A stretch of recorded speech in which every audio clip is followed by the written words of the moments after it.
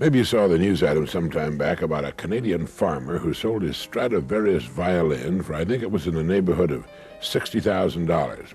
He sold it to the same New York City dealer he had bought it from many years before.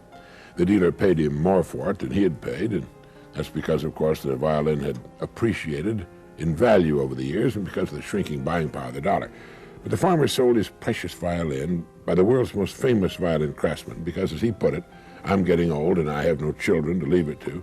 And by getting it back in the hands of the dealer, he knew that it would wind up with someone who would treasure it as he had. Antonio Stradivari, the Italian violin maker, lived from 1644 to 1737. That's 93 years at a time when the average lifespan was about 30.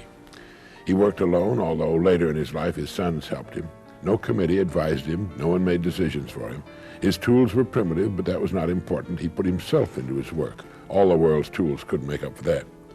When he was finished with an instrument, when he was sure that his work measured up to his own personal standards, he signed his name to it. And today, more than 200 years later, his name is a household word all over the world. Everybody's heard of Stradivarius, the Latin form of the name that he inscribed on his violins. Throughout history, there have always been men with similar standards of excellence.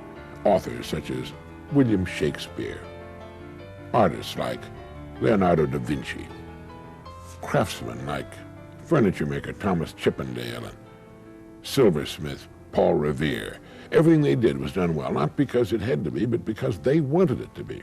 They had only to please themselves, yet the products of their fertile minds and skillful hands are still collected and admired today.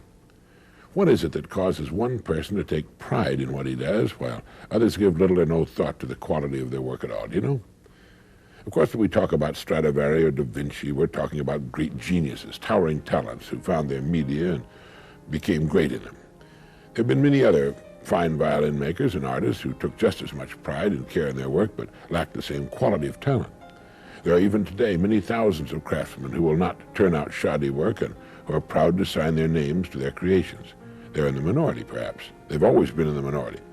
But the respect for quality never changes. It still commands the highest price. It's still revered wherever we find it. And the person creating it has gained for himself two precious assets.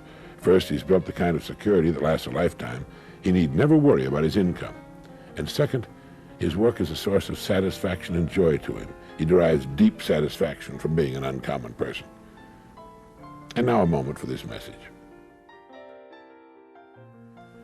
People who set their own high standards to which they make themselves measure up lead enjoyable, exciting lives.